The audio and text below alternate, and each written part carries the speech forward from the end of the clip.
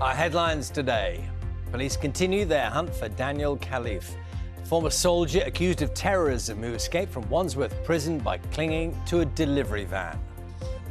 Well, no apparent information on the manhunt overnight, but some big questions this morning for the prison service. How exactly did this happen, and where exactly is their escaped prisoner?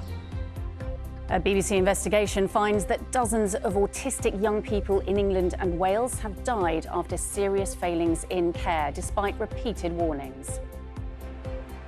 It's the start of a new era in Ellesmere Port today. Good morning from the Vauxhall and Stellantis plant, where this is set to be the first electric van to roll off the production line. In sport this morning, how hot is too hot? Former champion Daniil Medvedev says it's becoming dangerous for the players as they deal with rising temperatures at the US Open. Good morning from a very inviting Charlton Lido in East London. The forecast today is another muggy one. It's going to be very warm or hot, a lot of dry weather, a lot of sunshine, but the risk of some thunderstorms in the west. A review into the way vets charge for their services has been launched by the Competition and Markets Authority. We'll look into the cost of treatments, fees for emergency care and whether they're giving customers enough information. We'll also investigate how practice mergers have affected the sector. Now, a piano used by Freddie Mercury to compose some of the Queen's biggest hits have been sold at auction for £1.7 million. Bohemian Rhapsody, Killer Queen, Don't Stop Me Now, all among the songs he wrote at the Yamaha Baby Grand, which he kept in his London home. Hundreds of other personal items went under the hammer, including stage costumes, a collection of kimonos, and this has been featured quite a bit, actually, the moustache comb, the intricate little moustache comb you saw just a moment ago. A turtle who was rescued in North Wales after being swept across the Atlantic is now back in her native waters 4,000 miles away. So you might remember we told you how Tally the turtle, who was named after Taleka Beach near Prestatyn, where she was found by a dog walker nearly 2 years ago, had been flown back to a zoo in Texas. It is a long journey. It is, but she's now been released back into the warm waters of the Gulf of Mexico after being deemed strong enough to survive in the wild. The news was welcomed by the RAF, which had helped to transport her. So that's the actual picture of the departure, back into the water. That's lovely. What a lovely way to end the news. It's the right result. Definitely. A growing number of London businesses are calling on the government to scrap VAT for tourists. Shops, brands and Heathrow Airport say London is losing shoppers to other European cities where they don't have to pay tax on items. The so-called tourist tax is being debated in Parliament later, but the government says scrapping the tax wouldn't benefit Britons.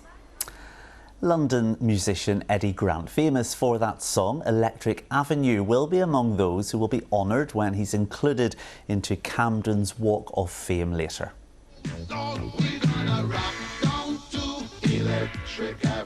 He'll join other musical legends who have already been inducted, including Amy Winehouse, David Bowie and Madness. The Music Walk of Fame celebrates pioneering figures in music by embedding stones highlighting their name into the pavements around Camden.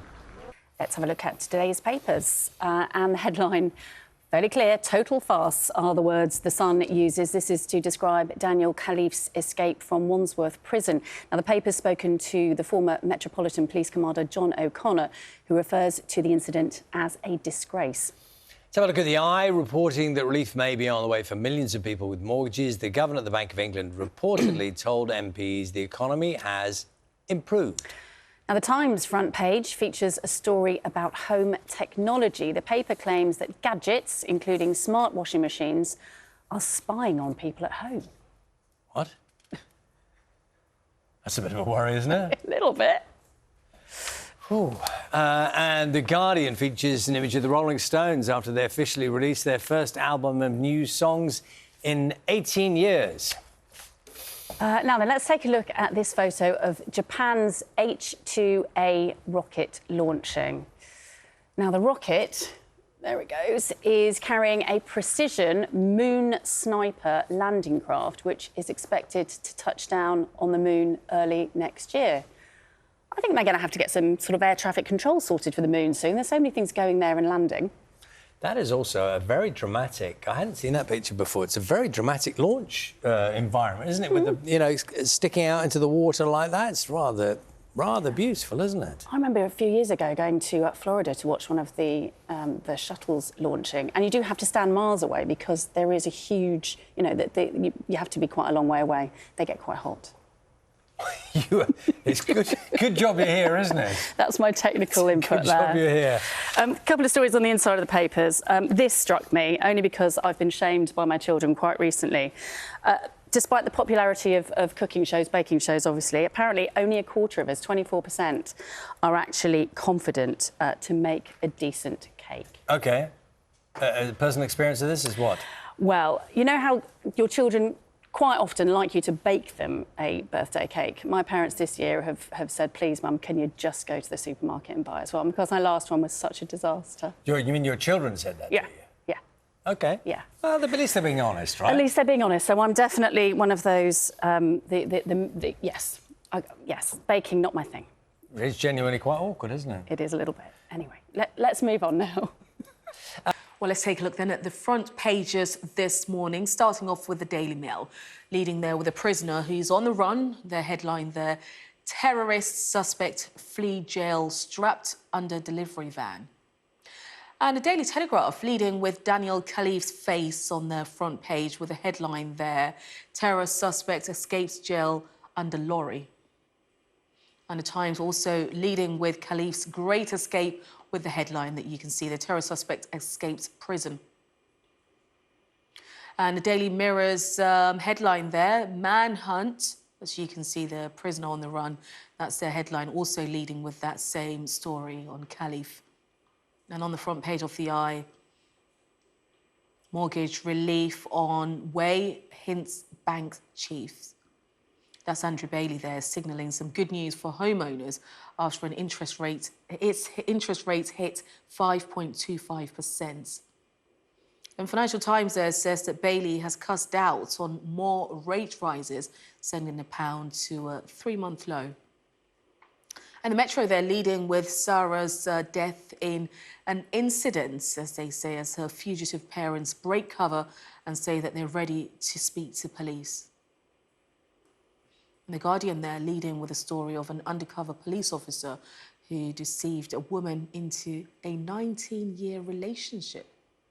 Now, on the front page of the Daily Express, the Rolling Stones, who today announced a new album.